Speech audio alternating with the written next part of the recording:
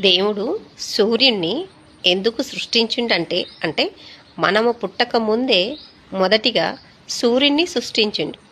ఎందుకు అంటే మనల్ని పుట్టించిన తర్వాత చెట్లని, పక్షుల్ని, మనుషుల్ని, జంతువులని ఇలా పుట్టించిన తర్వాత వేడి సూర్యరశ్మి ఉంటేనే కానీ మనిషికి ఏ రోగాలు రావు, చెట్లకి ఏ తెగుళ్ళు రావు, జంతువులకి కూడా ఏ రోగాలు రావు.